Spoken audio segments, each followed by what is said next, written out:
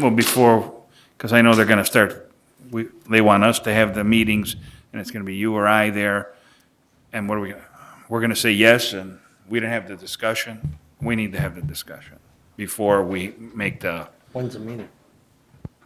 When's the first? well, they have them every month, but, you know, Elk Grove.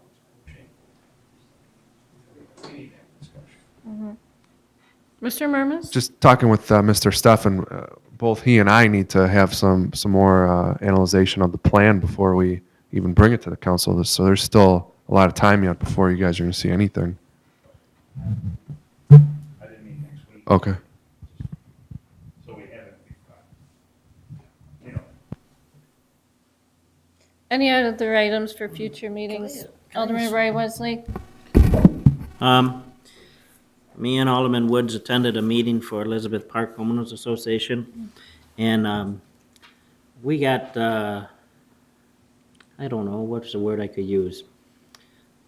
We found something we didn't know that was very surprising to me, and I'm sure it was to Alderman Woods too. Can't speak on behalf of him, but we have an ordinance now for a special use for the Wooddale Park District going on over there. And our ordinance says that we notify the people of 250 feet from that special use, correct? Okay. When there's a homeowners association there, they need to notify the president or the board that something's going on there.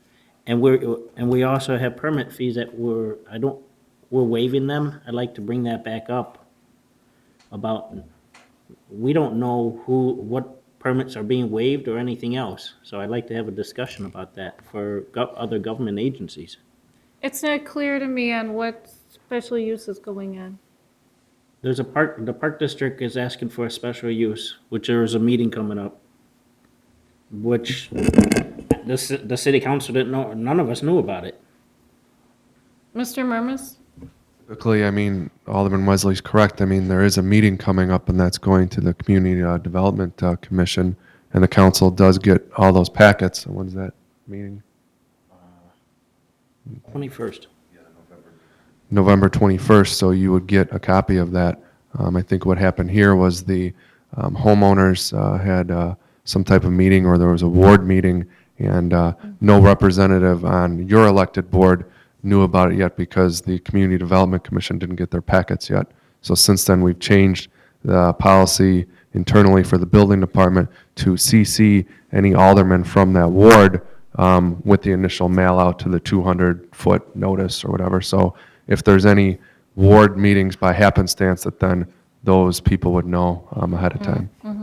Okay. But the point is here, I'd like to talk about the permit fees too, because we're waiving, from my understanding of talking to the city manager, we're waiving them right now. And I'd like to bring that back up. I know this policy was brought up when the Park District built their rec center about waiving fees, but maybe it's something that we need to look at again. Mr. Murmas?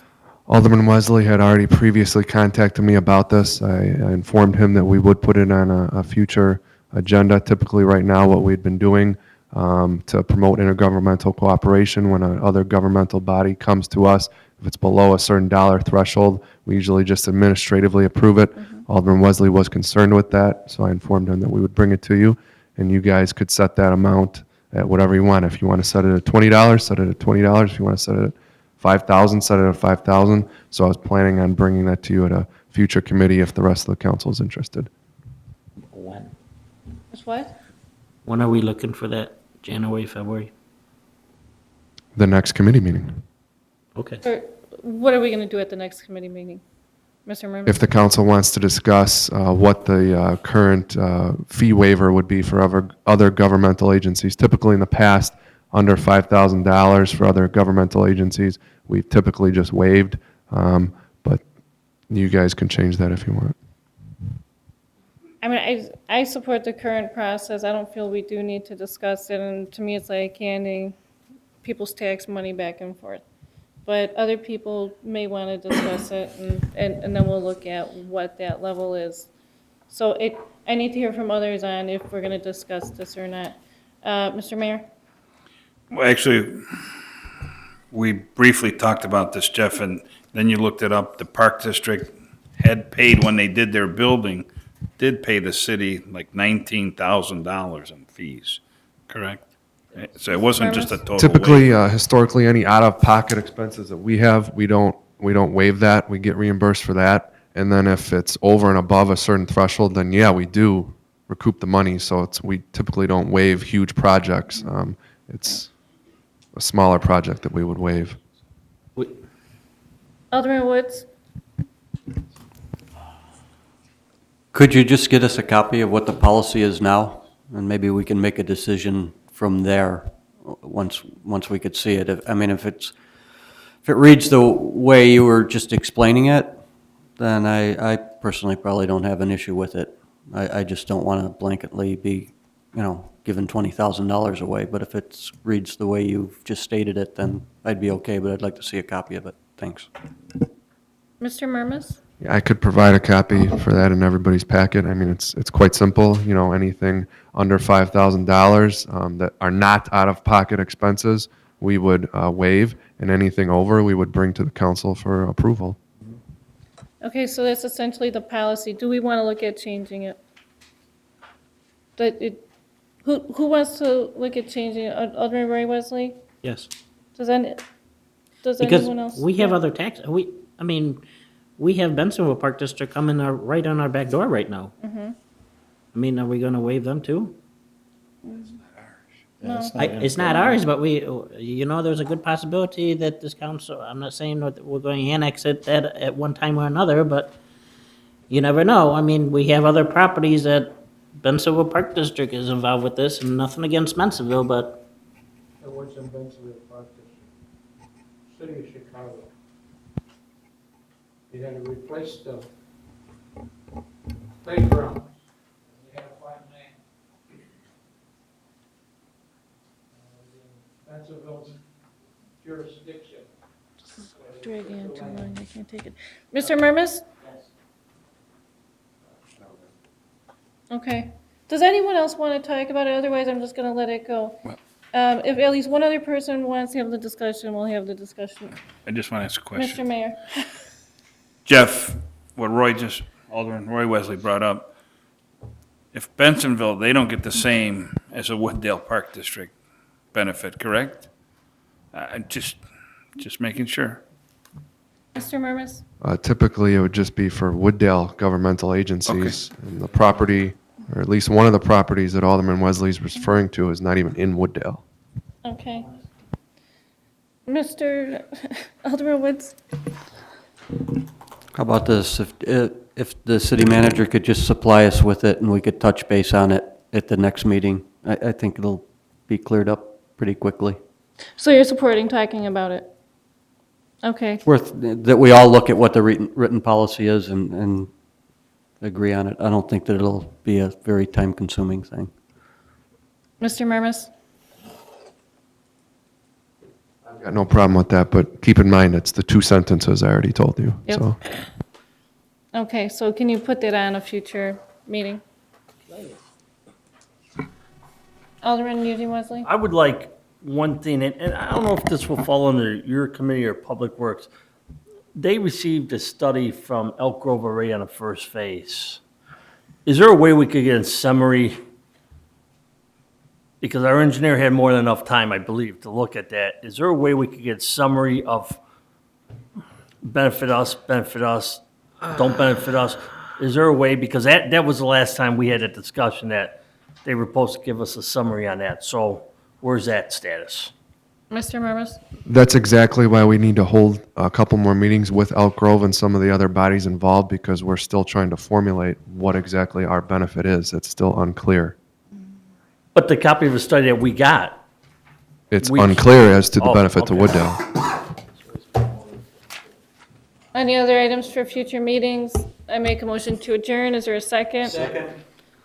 All in favor? Any opposed? Motion carries. Yeah, 5-minute break, okay. Yeah. This is Public Health and Safety and Judicial Committee. Roll call with everybody's here. Approve the minutes, minutes of the meeting of October 27th, 2011. Do I have a motion? You made the. I'll make the motion. You second? All in favor? Aye. Any questions? Mr. Woods, you got any questions? No, Mr. Okay, just checking. All right. I'm making a motion out of this report and recommendation. An ordinance amendment to Chapter 15, 1809 of the Municipal Code of Empowerment of the Motor Vehicles used connected with illegal activities. All right? Now, the reason that this is being done, because we have 5 of them that we don't have in this municipal code. I will read them off to you, so in case you didn't read them. One is leaving the scene of an accident involved, I'm having a little trouble here, all right. And involved in death or personal injury. Number 2 is leaving the scene of a property damage accident.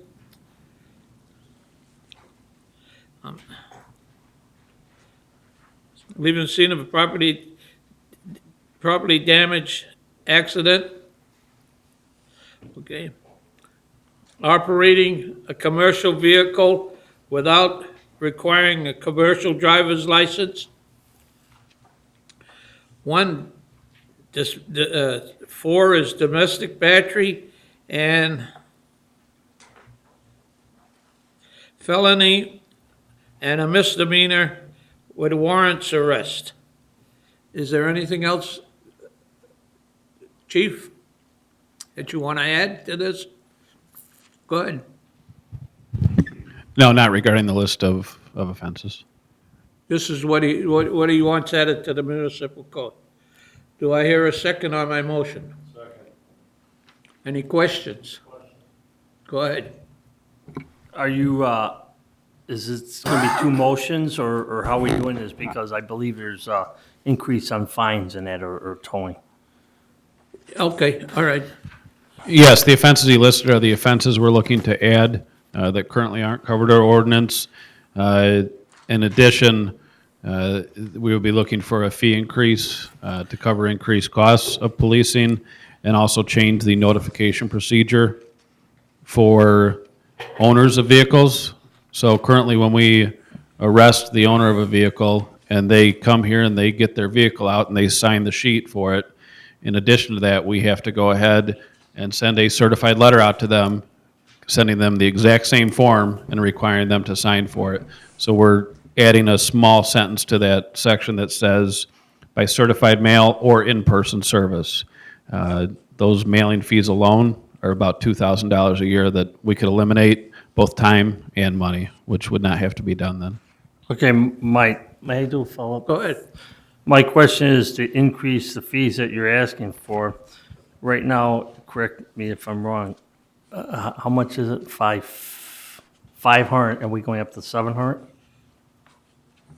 Go ahead. Right now, we are at 500. What we're looking to do, and those fees have not been changed since 2006. So 5 years of increasing costs of policing without any increase in the impound fee. What we're looking to do, and the reason this was done is to avoid revisiting this every single year just for a fee increase, is to set a schedule. Is this first year, go to 550, and then an approximate 5% per year. But if we did a 5% number, it would have come out to, a certain amount of pennies each year. $25 is very close to that 5%, even a little bit less than 5%. And we thought that was a reasonable way to set in fee increases. Obviously, our personnel, prosecution, operating costs, everything is going up in addition to personnel. So this would allow for us to slowly increase the fine as opposed to larger jumps. That was the rationale for starting out with $50 this year and then 6 years of incremental $25 increases. And then if it was to go any further, we'd have to come back to council for further authorization. Could you give me a ballpark figure, what was our increase with the attorney? Because a lot of this is done in-house now, am I correct? These have always been done in-house, Okay. the administrative impound stuff. The attorney's fees per hearing, the administrative law judge, that's up to $750, and that's based on the amount of time. The attorney is based on, depending on how long the hearing does take, because every single case, whether the person comes in to contest this administrative impound fee, or if they don't even show up, we read in every case into evidence, and the administrative judge makes a decision whether the person is liable or not for it, regardless if they even come here for a hearing. So each case is examined independently. guess- So it takes some time. Ms. Winger, Thank all you. done? You good? No, you could ask. All right. Go ahead. No, let someone else, go ahead. Go ahead, Ms. Winger. Thank you. In the issue number 1 category, the 4th item down, domestic battery. So can you give me an example of why we're adding that in? Like, in what instances would we need to impound, or how does that work? Yeah, and a question did come up about this earlier in the week as far as the fact of if we get called to a house for a domestic battery, nothing would happen with the vehicle. There's, in the ordinance, if the vehicle can be picked up by a licensed driver or it's at the residence, except for a DUI, we would not touch the car. This would be for someone who commits a domestic battery and, you know, they try to leave town and we stop them. And then we would have some discretion to tow in that case. Certainly, in a case of domestic battery, we don't necessarily want to impact the victim, especially if it's a spousal relationship. So, you know, the watch commanders are given discretion in any case to show some judgment on that. But if it's a boyfriend-girlfriend situation, we'd be more apt to do it just for the fact of you're going to affect a victim of a domestic battery if it's a spouse and they share income. So that's something that would be reviewed on the street by the sergeant. In addition, any of these cases, an important part of this is if the watch commander feels it should go through with an administrative impound fee, there's still immediate relief to myself. And we do some of those per year where we do say, you know what, this doesn't fit the spirit of what we're trying to do here, and we're not going to impose this fee. Beyond myself, that's when we bring it. All cases go before an administrative hearing, and it gets a third look before there's a final determination. Okay, thank you. Okay, Mayor? Chief, to be honest with you, my personal feeling, if you can't pay the fine, don't do the crime, number one. But I asked you earlier in the week what the surrounding communities are charging, just what's their normal fee? I mean, are we in line, or are we too low? No, we're definitely in line. There's over 100 communities that do this administrative towing throughout the Chicago area. We were one of the earlier ones to do it, and we've actually, a number of them have come to us to find out, how the process works and how you do it in a fair process. I would say we did an informal poll because there's no database where you can pull what everyone is charging. The majority are at 500, probably over 80% are at 500.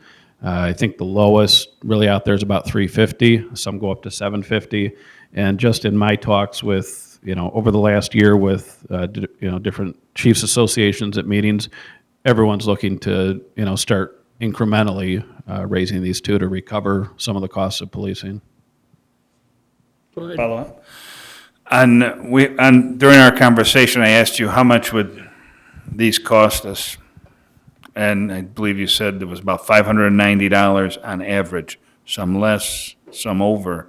And my question was, well, if it's $590, why are we fooling around with these automatic increases every year, which I'm not a big fan of automatic. And why would we only go to $550? Why wouldn't we just go to $600 and then in 2 years or 3 years, look at it again? Part of the reason with that is, what we did is, we've looked at the costs of prosecuting different kind of cases, taking an average of no driver's license, someone who's never had a driver's license, which is a little bit shorter amount of arrest, and looking at DUIs, which sometimes go 10, 12 hours, especially if you have to go get a search warrant for blood. So we tried to figure in the cost for the officers, the records people, the sergeant to oversee that. Those costs don't include if an officer's on overtime during an arrest. You know, if you get a DUI an hour before the end of your shift, most likely it's going to be 2 to 3 hours beyond your shift. You're going to be working on overtime. It doesn't include the cost that if it's a female arrestee, which we have to have call in a matron to do searching and processing of that female prisoner in our lockup. You know, and obviously it doesn't take into account any of the technology such as our new video camera. So there's a number of things that aren't taken into account, but what we found was in the past that cost was a little over $440. And when we first put this together, we thought $550 was an appropriate increase. If you take a percentage increase every year, that would put the average cost this year at about $596. You know, next year would be around $620. So it starts to increase, but we're catching up to that. We end up being close to it. In the past, it's an average number, and certainly if it was council's direction that, you know, they wanted to increase from just 500 to 600 this year, and 2 years down the road look at going up another 100, that wouldn't be contrary to what we're trying to achieve here. We just know that since we put this into effect, and 5 years ago we were at $500, our costs have certainly gone up, and we haven't adjusted for that. So we were trying to find a way to adjust for increasing personnel and prosecution costs, and that was the way we chose. We're certainly open to other alternatives if someone, you know, if there's a thought that something would be a better fit. So. Anybody else got any questions? Mr. Woods? Chief, this is just a fee for impounding the car. This has nothing to do with any fines they might be hit with in court itself? That's correct. This is our cost, our average cost for arresting someone that's suspended, revoked, DUI, prostitution, cannabis arrest, drug arrest. That's our cost for sitting on the vehicle, towing the vehicle, processing the report, the officer appearing in court. That's just to recover some of our costs of what we do on a daily basis. And then we receive 100% of that, minus, of course, the cost for the hearing that we hold up here. Any court fees that they're assessed a fine on any case, then that's all broken out by the circuit clerk, and that is a diminishing percentage of what we receive on that. It's in the 30s now, in the 30 percentile range. I believe it's around 35%. So if someone gets a $500 fine in court, we might get not even 200 of that. And it's not, it's recovering some of the costs of what we have to do because these guys are out there driving. And one of the interesting facts that was not in the memo, but has been consistent for the last 6 years is Wooddale residents only comprise about 16% of all of our traffic stops.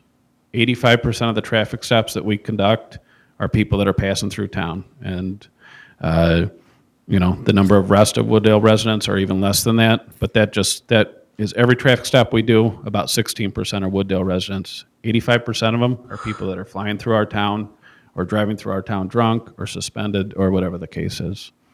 So I just thought that was a stat that would be interesting to everyone. And then one other, the misdemeanor warrant arrest. What are typical misdemeanors that would have a warrant? Battery, retail theft, Okay. things along those lines. So if an outside, let's say DuPage County issues a warrant for someone for failure to appear in court on a battery charge, it would allow us to impound the vehicle for that because, again, we have to process the person, do all the records, oversee the report, transmit the records to county. It accounts for we do incur fees even though it's a warrant from an outside agency. Okay, thank you. The mayor, you got anything more? One other. One other question the mayor has? Chief, when we talked, I also asked you about who handles the towing fees, and that's not taken out of this. That's a separate fee.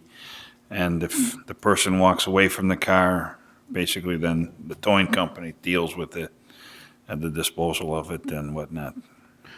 Correct? That's correct. The fees for towing a vehicle are handled by an outside agency, of course, and they're about $115, $30 a day storage. But if a person chooses not to pay this impounded vehicle, which a certain percentage do, then what happens is the tow yard, they have to work through Secretary of State procedures. They'll eventually go with proceedings against the vehicle to auction it.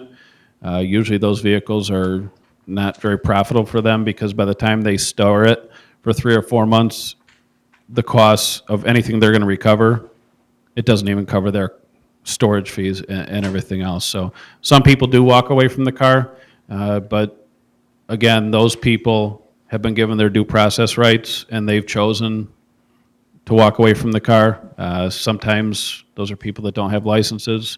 I would say that's the greater majority that do, but we've given them every due process right to present their case and not have to pay a dime in addition to court for the impound fee. So we do make sure to look at each case individually. Mr. Woods? One more question. If somebody else was in the car, would you let them take the car? Let's say it was a misdemeanor warrant arrest and you picked the guy up and his wife was in the car. Could she take the car home? Or do you guys automatically take it under this ordinance? No, we absolutely do let someone else take it. We also allow for a reasonable period of time for someone to come and get the vehicle, and that does happen frequently. We do keep track of the vehicles that we tow that would normally fall under this ordinance that we don't tow because someone was on the scene or someone was very close that could pick up the car. So they do have an ability to do that. Anybody? Frank? Hi, Chief. We kind of talked briefly about one of the, I guess, the crimes that you can commit to get your car impounded like this. And one that I noticed was the driver's license expired. And I kind of look at that and I think, when I look at the list of all the different crimes, that are being created, the driver's license, and again, you explained to me that you do show a little bit of leniency on this. I just have a trouble with it being on the list. And I don't know if any of the other aldermen feel the same about that. When you look at the list and you see expired license, it just doesn't seem to be anything that would warrant to impound a car. And then I'll let you answer that, and then I have another question. Yeah, certainly, we did have a discussion about that, and this is for vehicles, driver's license that would be expired more than a year. And I guess my thought about that is, yes, it's probably a lesser offense as far as the ranking as far as the court's concerned. It's considered the same misdemeanor that not having a driver's license is, not ever having a driver's license. But if it was the direction of council, I certainly would rather have these 5 types of crimes on there as opposed to the other one. Okay. And if that's the direction that council wants to go, we'd certainly be open to that. All right. And the other, the monies that is collected, where does that go? Those go right into the general fund. The general funds? Yes. Thank you. Has anybody else got any questions? All right, we had a motion taken. Got a second? Let's vote on it. Okay, Chief? Do we is the motion going to stand as leaving the expired more than 1 year in there? Or is there a direction to withdraw that before it comes, No, before it we'll comes leave to it the same council? way as it was. Expired 1 year. Wait, Okay. I have a question. Okay. Are we doing two separate motions? One for adopt the four No. inner, what about the money? Oh, we Increase could, too? we could put it all in one because it's gonna be in the same I guess- resolution anyway. Well, that needs to be added to the motion. All right, not the we'll money. add it to the I'm just motion, saying- we'll I'm just saying. add the money, the cost of it, Of $700, $550. $550, $550 to the cost, and then the following year, and the following year. Yeah, it's all in, it technically, I guess, would be covered under the one motion because our request is to amend all three parts of this. Okay. Under just that one ordinance. Okay? All right. Let's have a, Aye. Mr. Woods? Could we change the, instead of having the increases, change it to 600 flat fee, and then 3 years from today, 4 years, whenever you need to revisit it, as opposed to worrying about what year it is and how much it went up?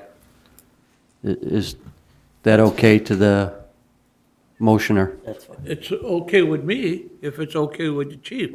But Is he it- wants to stay in line with everybody else around here. Well, I think that puts him in the right place. I think he'll be okay with it. Are you okay with it? Yeah, absolutely. That accomplishes our goal of accounting for some Okay. increased Okay, costs. And we'll then, put that in with the motion, $600, and come back in 3 years. Okay? And second, okay? All right, let's have a roll call. Yes? Alderman Roy Wesley. I said yes. Alderman Coles. Yes, Alderman Sizmarsky. yes. Alderman Eugene Wesley. Yes, Alderman Winger. Yes. Alderman Lazara. Yes. Alderman Woods. Yes. all right, there's, items for, considered for the future meeting. I have one thing to ask the chief.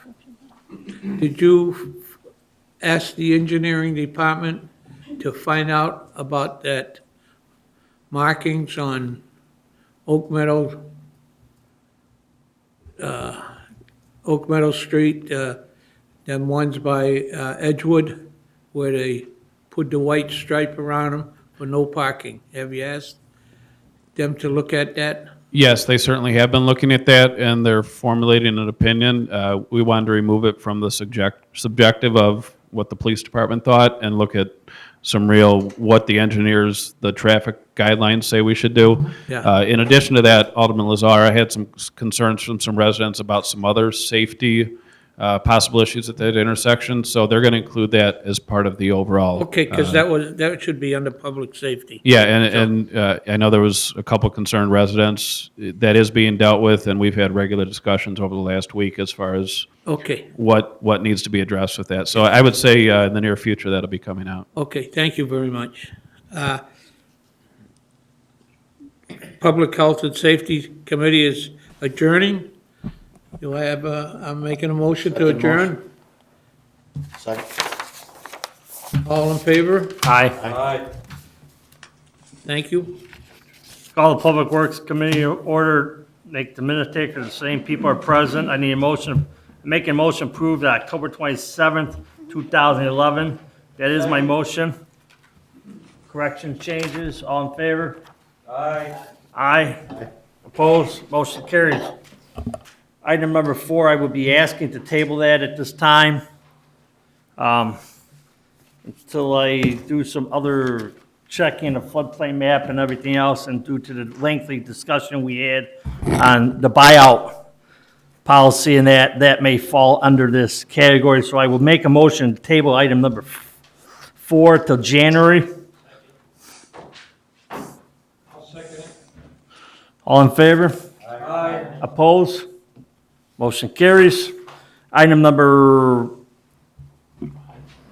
5, final pay request, Arden Landscaping not to exceed the amount of $46,030.00 for for the 2011 retaining wall replacement project. That is my motion. Second.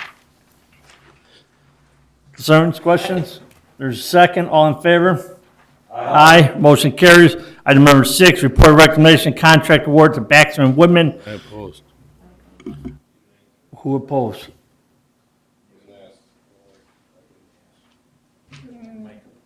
Are you opposed? Mike opposed on the what? On the retainer wall. Report and recommendation, contract awarded to Baxter and Woodman not to exceed the amount of $26,300 for the water pump station upgrade for booster station number 5. Designation, design engineer service. That is my motion. Second. Questions? Alderman Roy Wesley.